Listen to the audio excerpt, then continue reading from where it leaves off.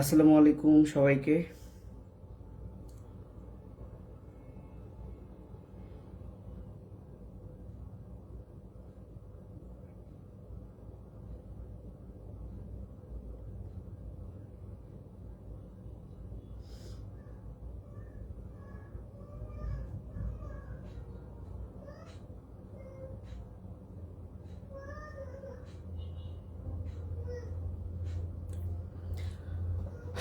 কেমন আছো সবাই? আমরা আজকে আরেকটা অধ্যায় নিয়ে হাজির হলাম। আমরা এটার একদম ব্যবচ্ছেদ করে ফেলবো টিস্যু তন্ত্রের। লাইভ শুরু হতে যেহেতু একটু দেরি হলো, ফ্রেন্ডদেরকে একটু মেনশন দাও। আমরা একটু পরেই আমাদের মেইন টপিকে যাব, ঠিক আছে?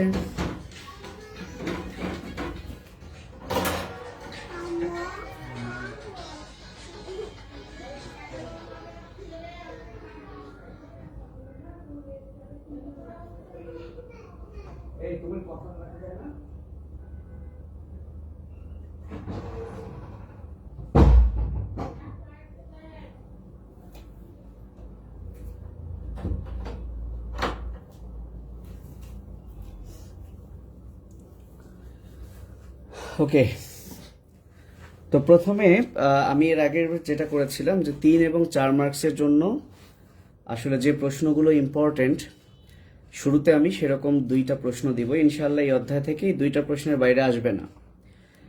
পাশাপাশি আমরা এমসিকিউ গুলো কোত্থেকে আসে এবং মানে একটা রিভিশন দিব আর কি চ্যাপ্টারটার। আশা করছি এর মধ্যে তোমরা সব কমন পাবে। সো টপিক তো ইজি, বাট টপিকটা উদ্দীপকটা থাকে বিভিন্ন প্যাটার্নের। আমরা এই উদ্দীপকগুলো বোঝার চেষ্টা করব, ঠিক আছে? সেই অধ্যায়টা অনেক সহজ, বাট কারো কারো কাছে অনেক কঠিন লাগে। আশা করছি আজকের এই প্রশ্ন বিন্যাসটা বুঝলে তোমাদের ভাল লাগবে আর কি। আর আমার চেহারা যেহেতু দেখা যাচ্ছে না, আমি মাঝে মধ্যে আমার চেহারা দেখাবো তোমাদেরকে, সমস্যা নেই। ওকে, তাহলে আমরা স্টার্ট করি। মোটামুটি 100 জন হয়ে গেছে। তো শুরুতেই আমি যেটা লিখতে চাই যে গ এবং ঘ মার্কসের জন্য যে প্রশ্নগুলো ইম্পর্টেন্ট, আমি 2টা প্রশ্নের কথা বলবো, জাস্ট 2টা প্রশ্ন। ইনশাআল্লাহ এই 2টা প্রশ্ন থেকেই পরীক্ষায় প্রশ্ন আসবে, 100% আসবে, আসবেই, এত বেশি ইম্পর্টেন্ট। বাকিটা আসলে 1% রাখা উচিত, তাই না? নাহলে আবার বিপদ। সো প্রশ্ন 2টা আমি লিখি। 1 নাম্বার, সো ইচ্ছা মতো স্টার চিহ্ন দিবা। 1 2 3 4 5, 5 স্টার না? 5 স্টার মানেই অনেক। সেটা হলো লিখে ফেলো ঝটপট। ভাস্কুলার টিস্যুর শ্রেণীবিন্যাস। এই হচ্ছে 5 স্টার প্রশ্ন। প্রশ্ন তো 5 স্টার, তাই না? কিন্তু ঘটনা হচ্ছে এইটা পরীক্ষায় আসলে আসবে কি কি প্যাটার্নে, সেটা আমাকে বুঝতে হবে। তো আগে আমি প্রশ্নগুলো বলে দিই, আমি আগে সাজেশনটা দিয়ে দিই, তারপর এক এক করে স্টার্ট করি। সো এটা একটা 5 স্টার প্রশ্ন, আসবেই। কিন্তু শুধু পড়লে হবে না, আমাকে সিস্টেম বুঝতে হবে, নাহলে পরীক্ষার হলে আমার ভুল হয়ে যাবে। হ্যাঁ, ঠিক আছে। নেক্সট আরেকটা 5 স্টার প্রশ্ন, এটা হচ্ছে 2 নাম্বার। এই প্রশ্নটা হচ্ছে, লিখে ফেলো ঝটপট। একবীজপত্রী মূল ও কাণ্ডের অন্তর্গঠন। এই হচ্ছে 2টা 5 স্টার প্রশ্ন, এবং এই 2টা প্রশ্নের মধ্যেই একটা এইচএসসি 21 বোর্ড এক্সামে আসবে, সেটা যে বোর্ডেই হোক না কেন। এই 2টা থেকে একটা প্রশ্ন করতেই হবে, মাস্ট, 100% করতে হবে, ঠিক আছে? ওকে, এখন কেউ যদি মনে করো বায়োলজি খুব কঠিন, আমি পড়বো না, ইনশাল্লাহ এই 2টা পড়লেই হবে। বাট একটা 3 স্টার প্রশ্ন দেই, যে যারা রিস্ক নিতে চায় না, যে না আমি রিস্ক নিব না, আমি শুধুমাত্র 3টা অধ্যায় পড়ব, তাই এই অধ্যায়ের ডিটেলস পড়বো, তাহলে আরেকটা প্রশ্ন তোমরা পড়বা, সেটা হলো ভাজক টিস্যুর শ্রেণীবিন্যাস। ঠিক আছে? এই হচ্ছে মোটামুটি 3টা প্রশ্ন। তবে ভাজক টিস্যুর শ্রেণীবিন্যাস পুরোটা লাগে না, কি লাগে, কিভাবে আসে, কতটুকু, সেটা আমরা এখন ডিসকাস করব। তাহলে আমার সাজেশন দেওয়া শেষ। গ এবং ঘ দেখো 3 এবং 4 এই 7 মার্কস কমন পাবা এই 3টা টপিক পড়লে, ঠিক আছে? এবং টপিকটা আমরা একটু ইজি করে দিব ইনশাল্লাহ তোমাদেরকে। ওকে, তো এই গেল আমার গ এবং ঘ এর পড়াশোনা। তো আমি ক খ বলার আগে এখন একটা জিনিস দেখাই যে উদ্দীপকের প্রশ্নগুলো, মানে উদ্দীপক দেখে তুমি কিভাবে চিনবা, এটার জন্য তোমাকে আসলে কোন জিনিসগুলো বা কোন চিত্রগুলো সম্পর্কে পরিচিত হতে হবে। এর মধ্যে যে চিত্রটার সাথে তোমার পরিচিত হতে হবে, আমি একটু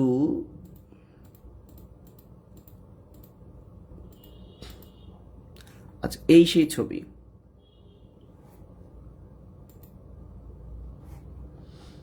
এই যে একটা ছবি, এই ছবিটা উদ্দীপক হিসেবে থাকবে। কপাল যদি ভালো হয় তোমাদের এইচএসসি 21, এই ছবিটাই তোমাদের উদ্দীপক হিসেবে থাকবে, ঠিক আছে? তো এখানে বিভিন্ন প্রকার ভাস্কুলার বান্ডল আছে, তোমরা আগে দেখে নাও এবং কিভাবে উদ্দীপকগুলো আসে এবং তোমরা প্রশ্নের আনসার করবা কিভাবে আমি সেটাও তোমাদেরকে বলে দিচ্ছি। সো প্রথমে একটা জিনিস আমি একটু দেখায় দিই। লক্ষ্য করো, এই যে ডট ডট যে চিহ্নটা দেখছো না, এটা হচ্ছে ফ্লোয়েম, আর এই লাইন লাইন চিহ্নগুলো এটা হচ্ছে জাইলেম। তো নর্মালি তোমাদের বইগুলোতে যেহেতু এটাকে জাইলেম দ্বারা চিহ্নিত করছে আর এটাকে এই ডট ডটগুলোকে ফ্লোয়েম দ্বারা চিহ্নিত করছে, সো তুমি অবশ্যই অবশ্যই এই বিষয়টা মাথায় রাখবা যে ডট মানে ফ্লোয়েম আর এই লাইন মানে জাইলেম। এটা যদি তুমি মাথায় না রাখো, পরীক্ষার হলে তোমার একটা ঝামেলা লেগে যেতে পারে। কি ঝামেলা লেগে যেতে পারে সেটা আমি তোমাদেরকে এখন একটা প্রশ্ন দেখাই, তাহলে আশা করি তুমি বুঝতে পারবে। এই যে দেখো, যশোর বোর্ড 2019 সেশনে একটা প্রশ্ন এসেছিল, তোমরা কি দেখতে পাচ্ছ? আচ্ছা, আমি একটু ইয়ে করি। হ্যাঁ, যশোর বোর্ড 2019 একটা প্রশ্ন আসছিল, আবার ঢাকা বোর্ড 2017তে একটা প্রশ্ন আসছিল।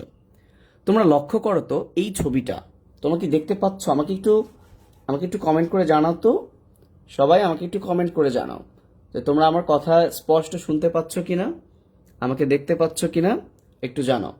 আর এই ছবিটা তোমরা দেখতে পাচ্ছ কিনা, এটাকে আরেকটু জুম করতে হবে বা করা উচিত?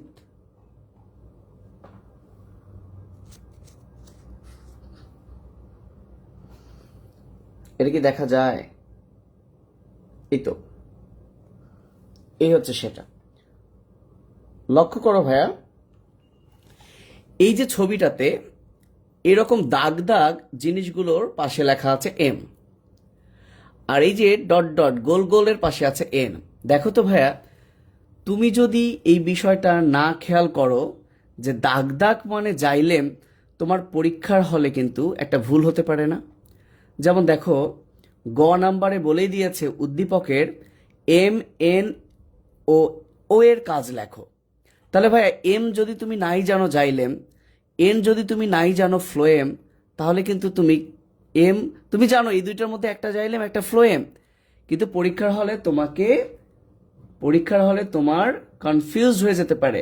তাই মনে রাখবা যে যেটা জাইলেম সেটা জালের ন্যায়, মানে জালের ন্যায় তন্তুর মতো। হ্যাঁ, এভাবে মনে রাখো যে যেটা জাইলেম সেটা জালের ন্যায়, জালিকাকার তন্তুর মতো। ঠিক আছে, ঠিক আছে। সো আমি কিন্তু ক্লাসটা শেষ হয়ে ডিলিট করে দিব। সো যারা তোমার ফ্রেন্ডরা যদি মনে করো যে করতে আগ্রহী, ওদেরকে একটু জানিয়ে দাও। ওকে, তাহলে এই হচ্ছে জাইলেম। ওকে, আর এটা হচ্ছে ফ্লোয়েম। কিভাবে বুঝলাম আমরা এই যে ছবি থেকে বুঝলাম। সো আমাদের বইয়ের ছবি, এই যে জালের মতো জাইলেম। তাহলে মনে রাখার বুদ্ধি কি? জালের মতো জিনিসগুলো হচ্ছে জাইলেম, হ্যাঁ, আর এইগুলো হচ্ছে ফ্লোয়েম। এখন একটা জিনিস লক্ষ্য করো, মাথায় রাখবা এই দুইটার মাঝখানে এই যে এরকম মোটা লেয়ার আছে একটা, না, এই যে কয়েক সারি আছে না, এই জিনিসটাকে বলে ক্যাম্বিয়াম। এই জিনিসটাকে কি বলে? ক্যাম্বিয়াম। আর এখানে দেখো ফ্লোয়েম এবং জাইলেমের মাঝে এরকম মোটা কিছু নাই, তাহলে কিছু নাই, জাস্ট একটা লাইন। তার মানে এখানে ক্যাম্বিয়াম নাই। বলো এখানে কি নাই? ক্যাম্বিয়াম নাই। তাহলে মনে রাখবা, যদি এই ক্যাম্বিয়াম থাকে তাহলে মুক্ত। ইম্পর্টেন্ট কথা, ক্যাম্বিয়াম থাকা মানে মুক্ত, ক্যাম্বিয়াম নাই মানে বদ্ধ। ঠিক আছে? তাহলে বদ্ধ মানে কি? ক্যাম্বিয়াম নাই। মুক্ত মানে কি? ক্যাম্বিয়াম আছে। এবং যেহেতু একদিকে জাইলেম একদিকে ফ্লোয়েম, একদিকে জাইলেম একদিকে ফ্লোয়েম সমানভাবে পাশাপাশি আছে, তাই এই দুটারই হচ্ছে নাম সমপার্শ্বীয়। বাট এইটাতে লক্ষ্য করো, ফ্লোয়েমটা সমানভাবে দুই পাশে আছে, তাই এটার নাম সমদ্বিপার্শ্বীয়। এবং আরো ভালো করে লক্ষ্য করো, এখানে কিন্তু ক্যাম্বিয়াম আছে। এই যে এটা একটা ক্যাম্বিয়াম, এটা একটা ক্যাম্বিয়াম, আর ক্যাম্বিয়াম থাকলেই আমরা কি বলেছি? মুক্ত। তার মানে মাথায় রাখবা, সমদ্বিপার্শ্বীয় আজীবনের জন্যই মুক্ত, কিন্তু যেটা সমপার্শ্বীয় সেটা মুক্তও হতে পারে, বদ্ধও হতে পারে। তাহলে আমরা যদি ঢাকা বোর্ডের প্রশ্নটার দিকে তাকাই, এইখানে যে ও নাম্বার আছে, তাহলে বলো তো ভাইয়া, তোমরা কমেন্ট করো দেখি। এবার আমি তোমাদের কমেন্ট এবং আমি আমার চেহারাটা দেখাচ্ছি, তোমাদের সাথে একটু ইন্টারাক্ট করি। তোমরা আমাকে একটু কমেন্ট করে জানিয়ে দাও তো ভাইয়া, যেখানে ও জিনিসটা কি। তোমরা একটু কমেন্ট করে আমাকে জানাও যেখানে ও জিনিসটা কি। ওকে, আমি একটু দোল খেয়ে খেয়ে ক্লাস নিচ্ছি, তোমরা একটু আমাকে কমেন্ট করে জানাও। এবং খুব মজা, আমি লুঙ্গি পরে ক্লাস নিচ্ছি, দেখা যায় লুঙ্গি, এই যে লুঙ্গি, কি আরাম না অনলাইন ক্লাস। বলো ও জিনিসটা কি? বলো বলো বলো, ও জিনিসটার নাম কি? ফাইরুজ আনিকা বলেছে cambium. Very good. Sana, Srabani, Farhana, Asha. হ্যাঁ, তোমরা ইংরেজিতে ক্যাম্বিয়াম লিখছো, ক্যাম্বিয়াম বানান ঠিক করবা। ক্যাম্বিয়াম বানান কিন্তু সি দিয়ে স্টার্ট, কে দিয়ে কিন্তু স্টার্ট না। ঠিক আছে? দেখি কতজন কমেন্ট করো। 100 জনই কমেন্ট করো ক্যাম্বিয়াম, ওটা হচ্ছে ক্যাম্বিয়াম। ঠিক আছে? তাহলে এগুলো চিনতে হবে, কারণ আমি যদি চিনতেই না পারি আমি কি আনসার করব? আমি প্রশ্নের উত্তর জানি কিন্তু উদ্দীপক দেখে আমি চিনতে পারছি না, তাহলে এই তো বিপদ। Very good. মেহেদি হাসান, অনেকের নাম বলতে পারছি না। তিথি, তারপর Lincoln Sarkar, Ansin Nahin, very good. Mohammad Mehedi Hasan, খুবই ভালো। ফেরদৌস আহমেদ, ক্যাম্বিয়াম। আচ্ছা, যাই হোক, বানান একটু ভুল, তোমরা বাংলায় লেখার চেষ্টা করবে। তো চলো আমরা আবার চলে যাই, তাহলে প্রশ্নগুলো আমরা একটু বুঝি, আমরা একটু প্রশ্নগুলো বোঝার চেষ্টা করি। তো কি বলেছে? গ নাম্বার, MnO এর কাজ, তার মানে জাইলেম, ফ্লোয়েম এবং ক্যাম্বিয়ামের কাজ। ঠিক আছে? তো একটা জিনিস, জাইলেম ফ্লোয়েমের কাজ যখন তোমরা লিখবা, তো দেখো এটা কিন্তু 3 মার্কস। তার মানে জাইলেমের কাজ 1 মার্ক, ফ্লোয়েমের কাজ 1 মার্ক, আর ক্যাম্বিয়ামের কাজ 1 মার্ক। তো জাইলেম মানে একটা জিনিস মনে রাখবা, জল। কি বলেছি? জাইলেম মানে জল। বলো, জাইলেম মানে জল। সেটা আমি একটু লিখে দেই তোমাদেরকে এখানে, যে এটা কখনোই ভুলবা না, কখনোই ভুলবা না যে জাইলেম মানে হচ্ছে জল। তাহলে জাইলেম কি করবে? জল পরিবহন করবে। বলো, জাইলেম কি পরিবহন করবে? জল পরিবহন করবে। আর যেটা ফ্লোয়েম, ফ্লোয়েম মানে ফতে ফ্লোয়েম, ফতে মনে রাখবো ফুড, ফতে ফুড।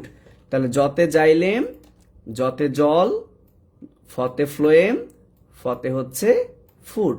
যতে জাইলেম, যতে জল, ফতে ফ্লোয়েম, ফতে হচ্ছে ফুড। ঠিক আছে? এই দুইটা কখনো ভুলবা না। তাহলে ফ্লোয়েম মানে হচ্ছে ফুড। ফুড মানে কি? ফুড মানে হচ্ছে খাদ্য। তাহলে পরীক্ষায় যদি ফ্লোয়েমের কাজ লিখতে বলে, তুমি খাদ্য লিখবা। তো খাদ্যের সাথেও কিছু রস পরিবহন হয়, একসাথে এটাকে আমরা বলি খাদ্যরস। সো খাদ্যরস পরিবহন করা কার কাজ পরীক্ষায় যদি আসে, তাহলে আমাকে আনসার দিতে হবে ফ্লোয়েম। এবং ফ্লোয়েমের কাজে আমি কি লিখি না লিখি সেটা আমার ব্যাপার, আমাকে অবশ্যই লিখতে হবে খাদ্যরস পরিবহন, তাই না? এটা আমাকে লিখতেই হবে। এছাড়াও ফ্লোয়েমের আরো অনেক কাজ আছে, তোমরা বই থেকে পড়বা। আমি তো এখন পড়াচ্ছি না, আমি মূলত সাজেশন দিচ্ছি। কিন্তু যে কাজটা তোমাকে রাখতেই হবে সেটা হচ্ছে এইটা, কারণ ফ্লোয়েমের মধ্যে 4টা উপাদান আছে: সিবনল, সঙ্গী কোষ, phloem fibre, phloem parenchyma. So phloem fibre এটা স্ক্লেরেনকাইমা, তাহলে সেটা দৃঢ়তা দিবে, তাই না? সো এইভাবে তুমি অনেক কিছু লিখতে পারবা, কিন্তু যেটা লিখতেই হবে সেটা হচ্ছে খাদ্যরস পরিবহন। আর জাইলেম কি করে? জল পরিবহন। তো এই জল মানে কি? এই জল মানে কি? জল মানে শুধু রস। বলেন, জল মানে কি? শুধু রস। এখন জল মানে আসলে পানি। জল মানে আসলে কি? পানি। সো মাইন্ড ইট, পানির সাথে যখন লবণ যুক্ত হয় তখন এই জিনিসটাকে আমরা বলি রস। পানির সাথে যখন লবণ যুক্ত হয় তখন এই জিনিসটাকে আমরা কি বলি? রস। তাহলে পরীক্ষায় যদি বলে রস পরিবহন করা কার কাজ, তাহলে রস পরিবহন করা হচ্ছে জাইলেমের কাজ। পরীক্ষায় যদি বলে পানি পরিবহন করা কার কাজ, সেটাও হচ্ছে জাইলেমের কাজ। পরীক্ষায় যদি বলে লবণ পরিবহন করা কার কাজ, সেটাও হচ্ছে জাইলেমের কাজ। আর যখন এটা খাদ্য থাকবে, খাদ্য রস, তখন সেটা হয়ে যাবে ফ্লোয়েমের কাজ। তাহলে আমি একটা প্রশ্ন করি, তোমরা ঝটপট কমেন্ট করো, দেখি কে বেশি কমেন্ট করতে পারো। সেটা হচ্ছে, আমরা জানি খেজুরের রস, আমরা সবাই জানি এটা কি জিনিস। তাহলে বলো তো, খেজুরের রস পরিবহন করে কোনটি, জাইলেম না ফ্লোয়েম? কমেন্ট করো, আমি আর আমার ক্ষমা দেখাচ্ছি না। সো তোমরা কমেন্ট করতে থাকো, দেখি কে পারো। খেজুরের রস পরিবহন করে কোনটি? দেখি কে পারো তোমরা। শ্রাবণী বলেছে ফ্লোয়েম। আর কেউ?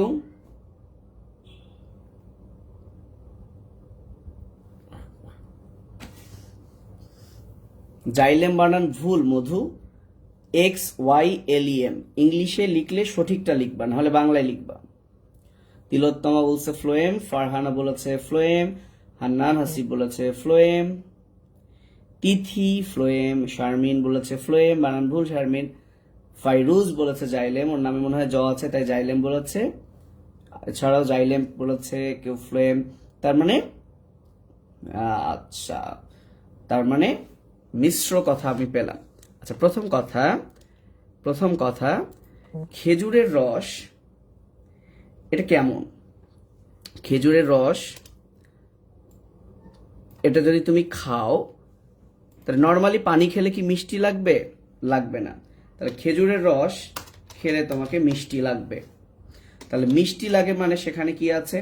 সেখানে চিনি আছে। চিনি আছে মানে চিনি কি? চিনি হচ্ছে শর্করা। আর শর্করা মানে সেটা ডেফিনেটলি খাদ্য। তাহলে খেজুরের রস হচ্ছে একটা খাদ্য রস। আর ডেফিনেটলি খাদ্য রস পরিবহন করবে কে? খাদ্য রস পরিবহন করবে হচ্ছে ফ্লোয়েম। ঠিক আছে? যাই হোক, আশা করি বুঝতে পেরেছো। কংগ্রাচুলেশনস যারা তোমরা ফ্লোয়েম দিয়েছো। আর যারা জাইলেম দিয়েছো, আশা করি এখন আর ভুল হবে না, বুঝতে পারছো। তো যাই হোক, আমি তোমাদেরকে বলছিলাম যে মোটামুটি আমরা ভাস্কুলার টিস্যু শ্রেণীবিন্যাস পড়বো। সো ভাস্কুলার টিস্যু মানেই জাইলেম ফ্লোয়েম, তাই না? এবং দেখো, ভাস্কুলার টিস্যুর শ্রেণীবিন্যাসের চিত্র হচ্ছে কিন্তু এইটা। আর সেই চিত্র কিন্তু উদ্দীপক আকারে ছিল, এবং উদ্দীপক আকারে থাকার পর এমন একটা প্রশ্ন আসলো, সেটা হচ্ছে জাইলেম, ফ্লোয়েম আর ক্যাম্বিয়ামের কাজ। এবং খুব খেয়াল করো, ঘ মার্কসের প্রশ্নটাই হচ্ছে, ঘ নাম্বারটাই উদ্দীপকে MON এর অবস্থান ভিত্তিক শ্রেণীবিন্যাস চিত্র সহ বর্ণনা করো। চিত্র তো খুবই সহজ, পানির মতো। হ্যাঁ, শুধু মনে রাখবা জালের মতো জাইলেম, ডট ডট হচ্ছে ফ্লোয়েম। তাহলে উদ্দীপকে MON এর অবস্থান ভিত্তিক শ্রেণীবিন্যাস মানেই হচ্ছে জাইলেম এবং ফ্লোয়েমের অবস্থান ভিত্তিক শ্রেণীবিন্যাস মানেই হচ্ছে ভাস্কুলার টিস্যু শ্রেণীবিন্যাস। অর্থাৎ এই জিনিসটা আমাদেরকে আলোচনা করতে হবে, এইটা, তাই না? এখানে জাইলেম, এখানে ফ্লোয়েম, মাঝে ক্যাম্বিয়াম আছে, এদের ক্যাম্বিয়াম নাই। এখানে আবার জাইলেম মাঝে, দুই দিকে ফ্লোয়েম। এখানে আবার জাইলেম কেন্দ্রে, এখানে আবার ফ্লোয়েম কেন্দ্রে, এখানে আবার জাইলেমের পাশে ফ্লোয়েম, সরি, এটা ফ্লোয়েম, তারপর জাইলেম, তারপর ফ্লোয়েম, তারপর জাইলেম। এই শ্রেণীবিন্যাসটা তোমাকে ব্যাখ্যা করতে হবে। তাহলে চিত্র আঁকতে হবে, এদের নাম জানতে হবে, ডেফিনেশন। কেউ যদি চিত্র বোঝে, ডেফিনেশন তো চিত্র দেখিয়ে দিবে, আর একটা করে এক্সাম্পল। ঠিক আছে? আর একটা করে এক্সাম্পল। এই জিনিসটা তোমাকে আসবে। আমি শুধু দেখাই যে কতবার আসছিল, আমি কেন 5 স্টার দিছি, এছাড়া আর কোনো প্রশ্নই নাই। তুমি দেখো, আমি তোমাকে দেখাই। এই যে দেখো, এই প্রশ্নটার দিকে তাকাও, নিচের চিত্রগুলো লক্ষ্য করো। এই লক্ষ্য বানান ভুল, যুক্ত ক্ষয় জ ফলা হবে, মাইন্ড ইট। এই লক্ষ্য মানে 1 লক্ষ টাকা, বাট এনারা যে লক্ষ্য করতে বলছেন সেখানে জ ফলা হবে। আচ্ছা, যাই হোক, এবং প্রশ্নগুলোর উত্তর দাও। দেখো সবাই, এ নাম্বার। তোমরা এখন আমাকে আনসার করবা, একদম বই দেখবা না, তোমরা আনসার করবা। এ নাম্বারের এই যে ডট ডট মানে ফ্লোয়েম, হ্যাঁ ডট ডট মানে ফ্লোয়েম, এই জালের মতো এটা হচ্ছে জাইলেম। মাঝখানে দেখে বলো তো এটা ক্যাম্বিয়াম আছে কি না, আছে, তাহলে এ নাম্বারটা হচ্ছে মুক্ত সমপার্শ্বীয়, যেহেতু ক্যাম্বিয়াম আছে মুক্ত সমপার্শ্বীয়। আর দেখো সি নাম্বারে কিন্তু ক্যাম্বিয়াম নাই, তাহলে এটা বদ্ধ সমপার্শ্বীয়। আর এখানে দেখো জাইলেমের দুই পাশে ফ্লোয়েম আর ক্যাম্বিয়াম তো আছেই, তাহলে এটা সমদ্বিপার্শ্বীয়। আর এটা হচ্ছে অরিও, এরকম থাকলে জাইলেম ফ্লোয়েম, জাইলেম গুচ্ছ ফ্লোয়েম গুচ্ছ, এরকম থাকলে অরিও। তাহলে এই যে চারটা আমরা আইডেন্টিফাই করতে পারলাম, তাহলে আমরা যদি শ্রেণীবিন্যাস না পড়ি আমরা আইডেন্টিফাই করতে পারবো না তো। আচ্ছা, গ নাম্বার কি বলেছে, উদ্দীপকে ডি, এই যে দেখো ডি, যে উদ্ভিদাংশকে নির্দেশ করে তার অন্তর্গঠনের চিহ্নিত চিত্র অঙ্কন করো। সো চিত্র অঙ্কন তো পরের বিষয়, তোমরা আমাকে একটু বলো তো ভাইয়া ডি কোন উদ্ভিদাংশকে নির্দেশ করে, একটু আমাকে কাইন্ডলি জানাও সবাই, দেখি ঝটপট কমেন্ট করো, আমাকে জানাও ডি কোন উদ্ভিদাংশকে নির্দেশ করে, কমেন্ট করো। এবার আমি তোমাদের সাথে একটু আরেকটু কথা বলি, কি অবস্থা তোমাদের, তোমরা কমেন্ট করো, সাথে আমি তোমাদের। আচ্ছা, সানা বলেছে মূল, নয়ন দাস বলেছে মূল, পৃথিমণি বলেছে মূল, শ্রাবণী বলেছে একবীজপত্রী মূল, ভেরি গুড, একবীজপত্রী উল্লেখ করছে। সোহেল রানা, আশরাফুল সবাই বলছে শুধু মূল। হাসিব বলেছে একবীজপত্রী মূল। আচ্ছা, একবীজপত্রী মূল। প্রশ্ন হচ্ছে কেউ শুধু মূল বলছো আর কেউ বলছো একবীজপত্রী মূল।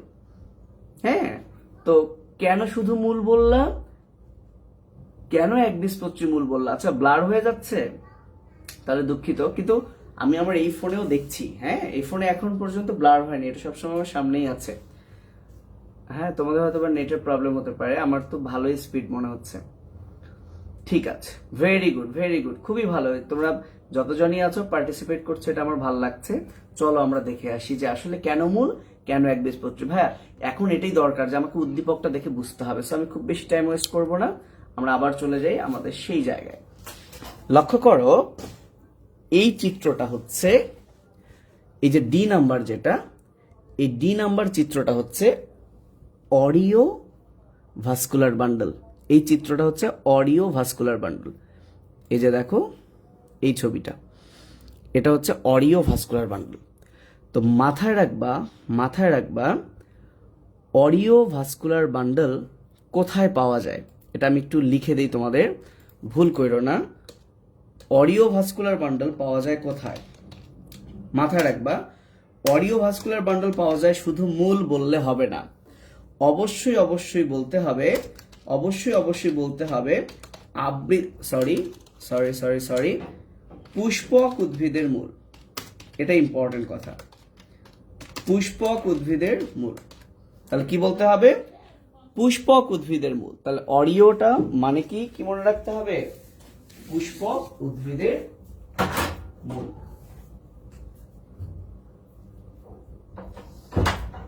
ওকে, তাহলে পুষ্পক উদ্ভিদ মানে কি, পুষ্পক উদ্ভিদ মানে যার বীজ আছে, অর্থাৎ নগ্নবীজী এবং আবৃতবীজী। তাহলে পুষ্পক উদ্ভিদ, পুষ্পক উদ্ভিদ কি, পুষ্পক উদ্ভিদটা আমি যদি লিখি, পুষ্পক উদ্ভিদ দুই ধরনের, একটা হচ্ছে নগ্নবীজী প্লাস আর একটা হচ্ছে আবৃতবীজী। ওকে, পুষ্পক উদ্ভিদ মানে নগ্নবীজী, নগ্ন বানান ভুল হয়েছে, প্লাস আবৃতবীজী। এখন তাহলে কেউ যদি এই কনসেপ্টটা রাখে যে অরিও ভাস্কুলার বান্ডল কোথায় পাওয়া যায়, মূলে। কোন মূলে, নগ্নবীজী আবৃতবীজী দুইটার মূলে। এখন আবার আমরা জানি আবৃতবীজী, এই আবৃতবীজী অর্থ হচ্ছে, আবৃতবীজী অর্থ হচ্ছে একবীজপত্রী এবং দ্বিবীজপত্রী। আবৃতবীজী অর্থ কি, একবীজপত্রী এবং দ্বিবীজপত্রী। তাহলে অরিও ভাস্কুলার বান্ডল কোথায় পাওয়া যায়, একবীজপত্রী মূলেও পাওয়া যাবে, দ্বিবীজপত্রী মূলেও পাওয়া যাবে। তাহলে তোমরা যারা শুধু মূল বলেছো তাদেরটাও আমি মেনে নিলাম যে শুধু মূল, কিন্তু একটা জিনিস কি তোমরা লক্ষ্য করছো যে যদি আমি শুধু মূল ধরি তাহলে এটা একবীজপত্রী দ্বিবীজপত্রী যদি দুটারই হয়, তাহলে এখানে কিন্তু বলেছে যে উদ্ভিদাংশকে নির্দেশ করে তার অন্তর্গঠনের চিত্র। তাহলে তুমি কি দুইটা চিত্র আঁকবা? তুমি কি একবীজপত্রীরও আঁকবা, দ্বিবীজপত্রীরও আঁকবা? না, তুমি তো একটা আঁকবা। তাহলে এই চিত্র দেখে প্রথমে আমরা বুঝলাম এটা মূলের। কার মূল এটা বুঝবো কিভাবে জানো? এই জাইলেম ফ্লোয়েম কাউন্ট করব। এই জাইলেম ফ্লোয়েম কাউন্ট করবো। আমি এখন ওই চিত্রটাতে কাউন্ট করে দেখাই, এখানে দূর থেকে তোমরা দেখতে পাচ্ছ কিনা। এই যে এখানে আমরা কাউন্ট করি, চলো এখানে আমরা কি করি, কাউন্ট করি। সো দেখো এখানে জাইলেম আছে একটা, দুইটা, তিনটা, চারটা, পাঁচটা। একটা জিনিস মাথায় রাখবা, প্রশ্নে কয়টা আছে আমরা সেটা দেখি। প্রশ্নে আছে দেখো কয়টা, এক। তোমরা দেখতে পাচ্ছ কিনা? আরেকটু কি জুম করা যায়? আরো একটু জুম করি, আরো জুম করি। এই যে প্রশ্নে দেখো কি লেখা, কয়টা লেখা দেখো, 1 2 3 4 5 6 7। সো আজীবনের জন্য মনে রাখবা, যদি আমরা জাইলেম গণে অথবা ফ্লোয়েম যে কোনো একটা গণে 6-এর অধিক পাই, বলো কি বলেছি, আবার বলো, 6-এর অধিক পাই, একদম কান চিমটি করে এটা মনে রাখো, 6-এর যদি অধিক পাই তাহলে এটা একবীজপত্রী মূল। জাস্ট আর কিচ্ছু দেখবো না, আমি শুধু অডিও পেলেই আমি কাউন্ট করব। কাউন্ট করে যদি আমি 6-এর বেশি পাই তাহলে আমি বুঝবো এটা একবীজপত্রী মূল। আর যদি 2 থেকে 6টা পাই বা 6-এর নিচে, এই যে দেখো বইয়ের একটা পার্থক্য দেখাচ্ছি, তাহলে দ্বিবীজপত্রী মূলে 2 থেকে 6টা থাকে ভাস্কুলার বান্ডল, ঠিক আছে? আর একবীজপত্রী মূলে কি থাকে, 6-এর অধিক। তাহলে আমি যদি 6-এর অধিক পাই সেটা একবীজপত্রী মূল। তাহলে ডেফিনেটলি তোমরা যারা একবীজপত্রী মূল বলেছো তাদেরটাই সঠিক। তাহলে আমি দেখো 2টা প্রশ্ন দেখালাম, দুটাই মোটামুটি ভাস্কুলার বান্ডল নিয়ে। ঘ নাম্বারে দেখো এ বি সি এর মধ্যে মিল ও অমিলগুলো লেখো। তাহলে এ বি সি এর মধ্যে মিল অমিল কি? মিল অমিল হচ্ছে যেমন এর ক্যাম্বিয়াম আছে এরও ক্যাম্বিয়াম আছে, এটা মিল, ঠিক আছে? অমিল কি? এর ক্যাম্বিয়াম নাই। এছাড়া আবার দেখো এর 2টা ফ্লোয়েম কিন্তু এদের একটা করে ফ্লোয়েম, তাহলে এই 2টার সাথে এদের একটা অমিল। মিল হচ্ছে 3টারই একটা করে জাইলেম। সেভাবে তুমি বানায় বানায় লিখবা। তোমার যদি কনসেপ্ট ক্লিয়ার থাকে, তাহলে হবে। 2টা দিলে প্রবলেম নাই তো, কে জানি বলছে 2টা দেওয়া যাবে না, একবীজপত্রী মূল দিতে হবে। 2টা দেওয়া মানে তুমি কিছুই জানো না, তাই না? ধরো একটা অপশনে, একটা প্রশ্নে 4টা অপশন, হ্যাঁ, উত্তর তো একটা। এখন তুমি যদি বলো 4টা দিলে তো প্রবলেম নাই, হ্যাঁ, তো বেশি দেওয়া মানে তুমি জানো না দেখে হুদাই 4টা দিছো, যে একটা তো লাগবেই। সো একটাই দিতে হবে, স্পেসিফিক দিতে হবে। তাহলে আমরা দেখলাম এখানে অন্তর্গঠন আসছে, দেখছো একবীজপত্রী মূলের, সেই সাজেশনটা কিন্তু আমি তোমাদেরকে দিয়েছি, এই যে একবীজপত্রী মূলের অন্তর্গঠন। তাহলে এই হচ্ছে কিন্তু কাজ, তোমাকে এই চিত্রটা শিখতে হবে আর ভাস্কুলার বান্ডলের শ্রেণীবিন্যাস শিখতে হবে এবং ভাজক টিস্যুর শ্রেণীবিন্যাস। এবং মজার বিষয় কি জানো, এই 3টা রিটেনের টপিক যদি তোমরা পড়ো, তোমাদের জ্ঞানমূলক, অনুধাবনমূলক, এমসিকিউ এরও প্রায় 60% পড়া হয়ে যাবে। জাস্ট 40% এদের বাইরে থেকে আসবে, সেইটা এখন আমি সাজেশন দিব। সো এভাবে আমি সবগুলো প্রশ্ন এক্সপ্লেইন করতে পারি, যতগুলো প্রশ্ন আসছে। তোমাকে দেখো এই যে পরের পৃষ্ঠায় যদি ছবি দেখাই, এই যে দেখো আবার অরিও ভাস্কুলার বান্ডলের ছবি দিয়েছে। এই যে দেখো আবার এ আর বি দিয়েছে, বি হচ্ছে অরিও, এ হচ্ছে দেখো মুক্ত সমপার্শ্বীয়, এই যে, তাই না? সো দেখেই কিন্তু বুঝতে পারছো। এবং দেখো প্রশ্নটা দেখো, গ নাম্বার প্রশ্ন কি বলেছে? গ নাম্বার প্রশ্ন বলছে উদ্দীপক এ উদ্দীপক বি থেকে ভিন্ন, এ আর বি থেকে ভিন্ন, কারণ এটা অরিও মূলে পাওয়া যায়, এটা কাণ্ডে পাওয়া যাবে, তার মানে ভাস্কুলার বান্ডলের ব্যাপার স্যাপারগুলো। ঘ নাম্বার কি বলছে? উদ্দীপক এ এর সঙ্গে সংশ্লিষ্ট উদ্ভিদের মূলের অন্তর্গঠনের বৈশিষ্ট্য লেখো। তাহলে এ হচ্ছে এটা যেহেতু মুক্ত, তাহলে এটা দ্বিবীজপত্রী কাণ্ডে পাওয়া যায়, আর এটা তো পাওয়া যায় কোথায়? মূলে। তাহলে দ্বিবীজপত্রী কাণ্ডের সাথে দ্বিবীজপত্রী মূলের অন্তর্গঠন। দ্বিবীজপত্রী মূল কেন? অরিও মানে মূল, যেহেতু বান্ডলের সংখ্যা 4টা, মানে 7টার নিচে, মানে 6-এর মধ্যে, 6 বা 6-এর নিচে, তাহলে এটা দ্বিবীজপত্রী মূল। তাহলে প্রশ্নে কি বলছে? যে উদ্দীপক এর সঙ্গে সংশ্লিষ্ট উদ্ভিদের মূলের অন্তর্গঠন, অর্থাৎ দ্বিবীজপত্রী মূল এবং দ্বিবীজপত্রী কাণ্ডের যে পার্থক্য। এবং তোমাদের এই বইয়ে দেখো কয়েকটা পার্থক্য আছে, তোমরা পারলে একটা স্ক্রিনশট নিয়ে নাও এই পার্থক্যগুলো। এটা হচ্ছে দ্বিবীজপত্রী মূল, একবীজপত্রী মূল, এটা একটা স্ক্রিনশট নাও। একবীজপত্রী কাণ্ড, একবীজপত্রী মূল। আমি ক্লাসে তোমাদেরকে 4টা জিনিস একসাথে পড়াইছি এবং খুব অল্প সময় পড়াইছি। যারা ওই 4টা জিনিস পড়ছে, যারই পার্থক্য আসুক সব পারবে। এবার দ্বিবীজপত্রী কাণ্ড, দ্বিবীজপত্রী মূল, এই যে প্রশ্নটা, হ্যাঁ, তারপর দ্বিবীজকাণ্ড একবীজকাণ্ড। সো যে কোনো একটা ডিফারেন্স আসতে পারে। ঠিক আছে, তাহলে আমরা একটা জিনিস সাজেশনে অ্যাড করে নিব যে মূলত চিত্র আঁকতে গেলে একবীজপত্রী মূল আর কাণ্ডের অন্তর্গঠন আসবে। তবে তবে এখানে একটু ব্র্যাকেটে লিখে রাখি, পার্থক্য এই চারটার যে কারোর সাথে পার্থক্য দিতে পারে। যেটার মানে এরকম একবীজ মূলের সাথে দ্বিবীজ মূলের, একবীজ কাণ্ডের সাথে দ্বিবীজ কাণ্ডের, তাই না? তাহলে চারটা জিনিসের পার্থক্য যে কারো। সো এই চারটা যদি একসাথে তোমরা পড়ো তাহলে খুবই ইজি, যেটা আমি পড়িয়েছিলাম। তাহলে একবীজপত্রীর আমি সংক্ষেপে লিখি, একবীজপত্রীর মূল, একবীজপত্রীর কাণ্ড, দ্বিবীজপত্রীর মূল এবং দ্বিবীজপত্রীর কাণ্ড। এই যে চারটা জিনিসের পার্থক্য যে কারো সাথে দিতে পারে। আমি তোমাদেরকে যেটা দেখালাম সেটা একটা স্ক্রিনশট তোমরা নিয়ে রাখতে পারো। অন্তত পার্থক্য যেহেতু 3-4-এ আসে, মিনিমাম তো 6টা করে মনে রাখতেই হবে। তাহলে আমাদের সাজেশন শেষ, বিশেষ করে গ এবং ঘ মার্ক শেষ। এভাবে যদি আমি আরো কিছু প্রশ্ন দেখাই তোমাদের আরেকটু, তাহলে ক্লিয়ার হবে। প্রশ্নগুলো তোমাদের অ্যানালাইসিস করতে হবে, না হলে পড়েও তুমি বুঝবা না। ওকে, যেমন দেখো 15 নাম্বার প্রশ্নটা ওই ঘুরে ফিরে অডিও ভাস্কুলার টিস্যুর কথা বলছে। এখানে এ হচ্ছে জাইলেম আর বি হচ্ছে কি ফ্লোয়েম। ঠিক আছে, আমি প্রশ্ন করতে পারো, ভাইয়া এ কেন জাইলেম? এখানে তো জালির ন্যায় নাই, এখানে ডট ডট আছে, এখানেও গোল গোল আছে। তোমরা আমাকে কেউ বলতে পারবা এ কেন জাইলেম? দেখি কে বলতে পারবা, আমাকে একটু জানাও তো ভাইয়া কমেন্ট করে, এ কেন জাইলেম?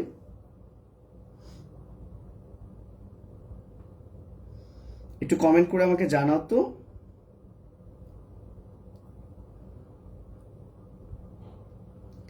ছেলেমেয়েরা আমাকে একটু জানাবে যে এ কেন জাইলেম, দেখি কে পারে, এটা দরকার আছে। এ কেন জাইলেম কে বলতে পারবা? বললে আমি খুব খুশি হব। হ্যাঁ, আমরা ধীরে ধীরে সব সাজেশনগুলোই দিব। তোমাদের যদি আগ্রহ থাকে আমরা ধীরে ধীরে সব সাজেশনগুলোই দিব। আমি এক এক করে ধীরে ধীরে বিশ্বাসে, আমি 4-5টা সাজেশন দিলে তো হয়েই গেল। আমি চাচ্ছি জিনিসগুলো ক্লিয়ার হোক, শুধু সাজেশন দিলেও তো না। আচ্ছা, শ্রাবণী বলেছে এক্সাক্ট। ওকে, দেখি আর কেউ কি কিছু বলে কিনা, ওয়েট করছে আর কেউ কিছু বলে কিনা দেখি।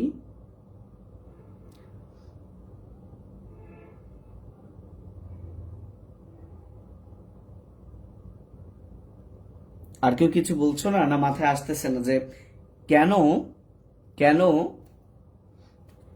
এটা চাইলেন? ফারহানা আশা বলছে কারণ ফ্লেম ওই একই রকম দেখতে। না না, এটা কোনো ব্যাখ্যা না। হোসেইন আর আরাফাত বলছে বিতে শুধু ফোটা ফোটা, তাই বি যাইলেন না।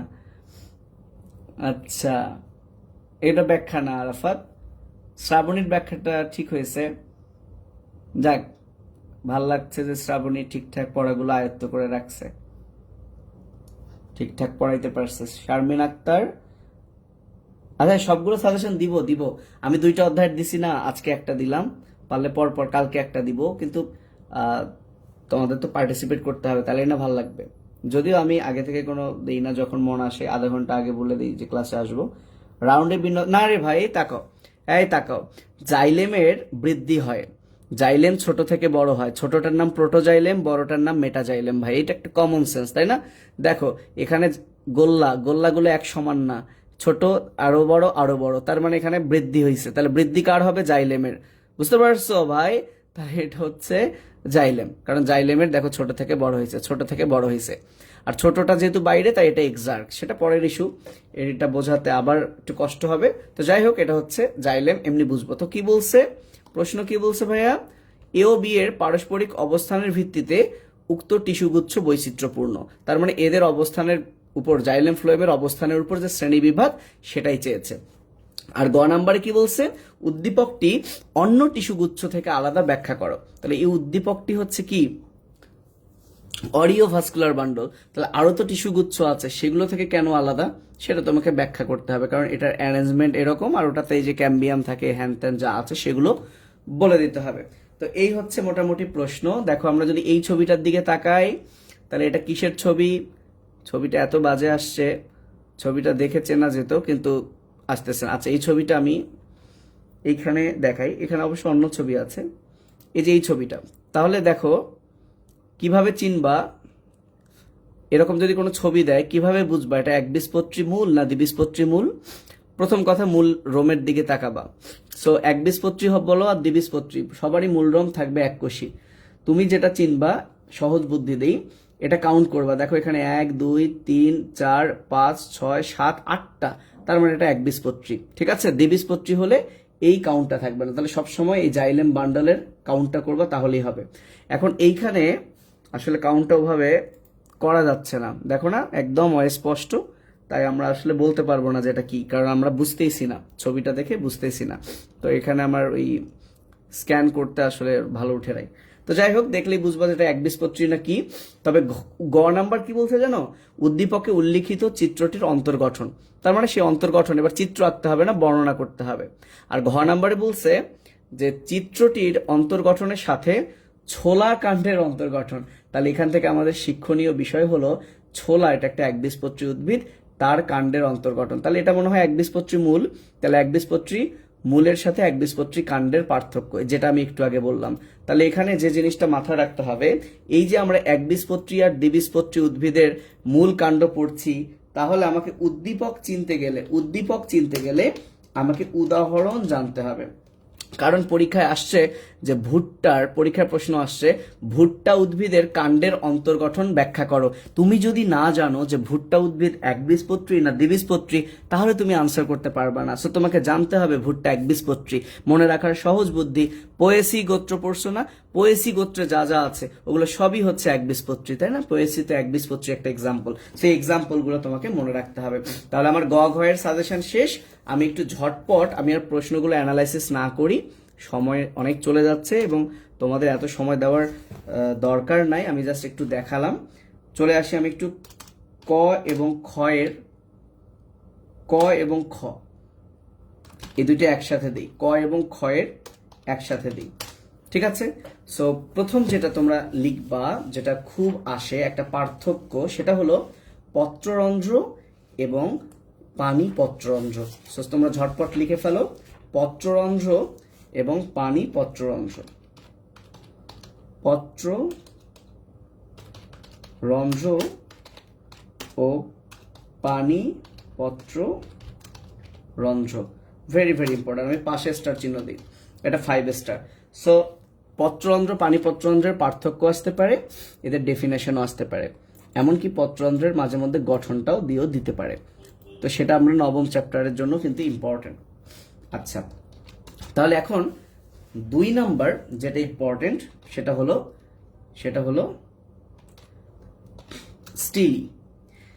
স্টিলি কাকে বলে এটা যেমন ইম্পর্টেন্ট, তাহলে স্টিলির উপর ভিত্তি করে অন্তঃস্টিলীয়,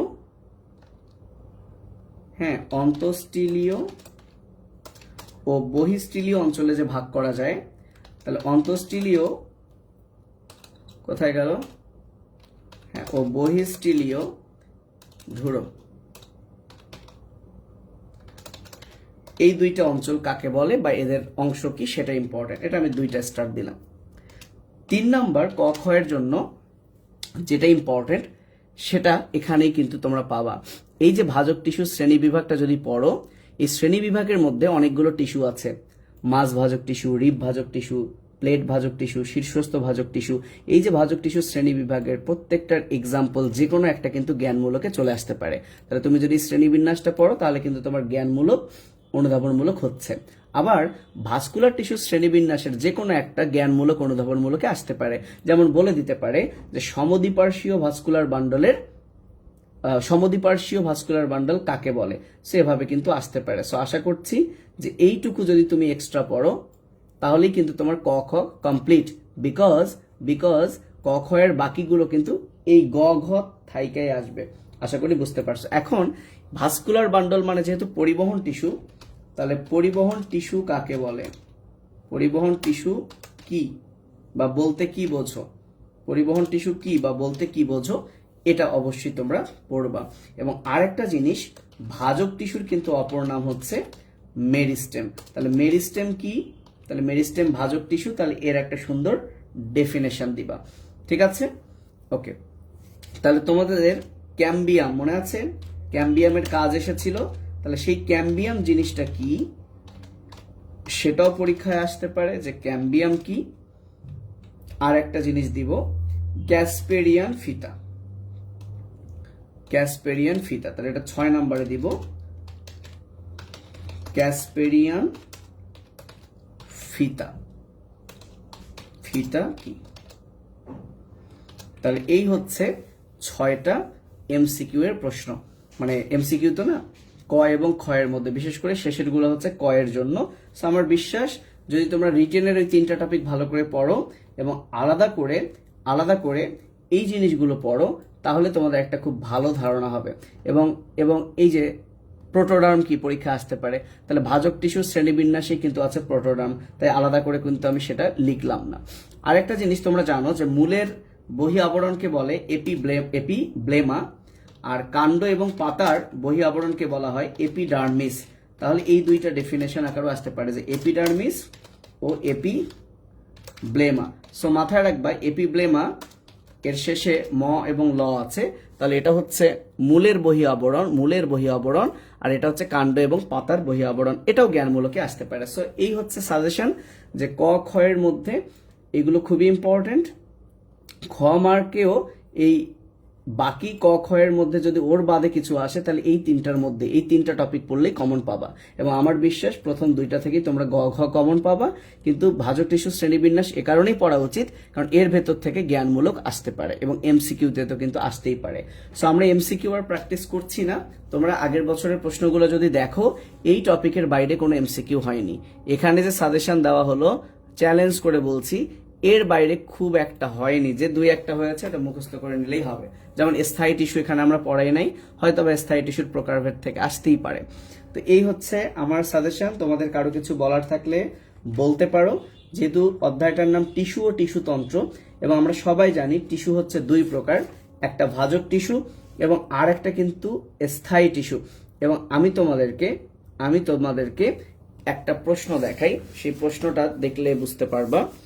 এই যে প্রশ্নটা, আচ্ছা এটা তো আমার এখানেও আছে ছবি তোলা, প্রশ্নটা দেখাই। এই যে প্রশ্নটা, এই যে নিচের দিকের প্রশ্নটা দেখো, আমি কিন্তু তোমাদের স্থায়ী টিস্যু সাজেশনে দেই নাই, কিন্তু দেখো এখানে একটা লেখা আছে স্থায়ী টিস্যু, আছে না? তো ভাই স্থায়ী টিস্যুতে কি করছে? এ বি সি, এর আবার 1 2 3 দিছে, তার মানে এ টিস্যুর 3টা ভাগ। সো ডেফিনেটলি এ হচ্ছে সরল টিস্যু, কারণ সরল টিস্যুর 3টা ভাগ, প্যারেনকাইমা, কোলেনকাইমা, স্ক্লেরেনকাইমা। আর বি আর সি এর 2টা করে ভাগ, এর মধ্যে বি হচ্ছে জটিল টিস্যু, তাহলে জটিল টিস্যুর 2টা, পি হচ্ছে জাইলেম, কিউ হচ্ছে ফ্লোয়েম, অথবা এটাতে তুমি তোমার মতো করে দিতে পারো। আর এটা হচ্ছে ক্ষরণকারী টিস্যু, যার মধ্যে 2টা আছে, তাই না? ওকে, তো এখন আমি যেটা বলতে চাচ্ছি, পরীক্ষা দেখো প্রশ্ন আসছে, উদ্দীপকে প্রদর্শিত ছকটি সম্পূর্ণ করো। তাহলে স্থায়ী টিস্যুর শ্রেণীবিন্যাসগুলো করলেই 3 মার্ক, নামগুলো লিখলে। আর ঘ মার্কসে দেখো কি আসছে, পি ও কিউ এর সমন্বয়ে গঠিত টিস্যুতন্ত্রের জৈবিক গুরুত্ব, তার মানে জাইলেম ফ্লোয়েমের সমন্বয়ে যে ভাস্কুলার বান্ডল সেইটার গুরুত্ব। তার মানে জাইলেম ফ্লোয়েমের কাজ বলছে, বা ভাস্কুলার বান্ডল এই যে পরিবহন করে, পরিবহন না করলে, পানি পরিবহন না করলে শালক সংশ্লেষণ হতো না, এই চলে যাবে। শালক সংশ্লেষণ না হলে কি হবে? এভাবে বানায় চলে যাবে। তারপর এই প্রশ্নটা বইলাই শেষ করি। দেখো এই সাইডে এই যে প্রশ্নটা, পি কিউ আর দেওয়া, তাই না? পি এ বলা আছে সমব্যাসযুক্ত জীবিত, তার মানে এটা হচ্ছে ভাজক টিস্যু। আচ্ছা, কিউ বলছে পানি ও খনিজ লবণ পরিবহন, তাহলে পানি খনিজ লবণ মানে কি? জাইলেম। আর আর বলছে খাদ্য পরিবহন, তার মানে এটা হচ্ছে ফ্লোয়েম। তাহলে কি বলছে? কাজের উপর ভিত্তি করে পি এর শ্রেণীবিন্যাস করো। তাহলে পি হচ্ছে ভাজক টিস্যু এর শ্রেণীবিন্যাস আসছে দেখো। আর উদ্দীপকে কিউ ও আর হচ্ছে জাইলেম ও ফ্লোয়েম, এর অবস্থান ও গঠন উদ্ভিদের অঙ্গ ভেদে ভিন্ন, তার মানে ভাস্কুলার বান্ডলের শ্রেণীবিন্যাস। তাহলে ঘুরে ফিরে কিন্তু ভাই এই 2টা প্রশ্ন, বাট তোমার উদ্দীপক গুলো একটু চেঞ্জ হবে। তাহলে এখানে স্থায়ী টিস্যুর এই জিনিসটাও এমসিকিউ এর জন্য পড়ো, এটা এমসিকিউ এর পড়া, ঠিক আছে? তাহলে এমসিকিউ এর জন্য পড়লে কিন্তু এখানে পূরণ করা যায় কখন কোনটা আসবে। তাহলে তোমরা এমসিকিউ এর জন্য আমি তো কোনো সাজেশন দিলাম না, আমি মূলত ক খ গ ঘ দিলাম। যদি এমসিকিউ নিয়ে আলোচনা করতে হয়, এর বাইরে হয়তো 2-3টা জায়গা আছে, কিন্তু তোমরা যেহেতু 25-এর মধ্যে 12, এইটুকু পড়লেই আশা করছি এখান থেকে যদি 4-5টা প্রশ্ন আসে, সেগুলোর মধ্যে তোমরা 3টা পাবাই, একটা হয়তো বা বাইরে থেকে আসতে পারে আমরা আজকে যে সাজেশন দিলাম তার বাইরে। সো ভালো থেকো সবাই, আল্লাহ হাফিজ। নেক্সট সাজেশন, যেহেতু আমরা বোটানির 3টা চ্যাপ্টার দিলাম, তো আরো 2টা চ্যাপ্টার আছে। তোমরা যদি মনে করো কালকে আমরা জুওলজির একটা চ্যাপ্টার নিয়ে আলোচনা করতে পারি। সো একটু কমেন্ট করে জানাও তো যে জুওলজির আমরা কোন চ্যাপ্টার নিয়ে আলোচনা করতে পারি কালকে। তাহলে আমি আরেকটু অ্যানালাইসিস করে, যাতে টাইম কম লাগে, আগে ভাগেই সব লিখে রাখবো, তোমরা ঝটপট শুধু তুলে নিবা। তাহলে আমি এই জিনিসটা আরেকবার তোমাদেরকে একটু দেখাই, এই জিনিসটা তাহলে একসাথে যাতে তোমরা তুলে নিতে পারো। এই হচ্ছে টোটাল সাজেশন, এইটুকু তাহলে একসাথেই যাতে থাকে, ঠিক আছে। তো ফেরদৌস বলেছে মেডিকেল এক্সাম কি শর্ট সিলেবাসে আসবে? আচ্ছা, রক্ত ব্লাড, ঠিক আছে, আমরা রক্ত নিয়ে আলোচনা করবো ইনশাল্লাহ। তাহলে কালকে কি বার? কালকে দেখা যাক, কালকে 11টার দিকে আমরা আসবো রক্ত নিয়ে, ঠিক আছে ইনশাল্লাহ। কালকে রক্ত নিয়ে আমরা 11টার দিকে আসবো। তো ভালো থেকো সবাই, আল্লাহ হাফেজ, আসসালামু আলাইকুম।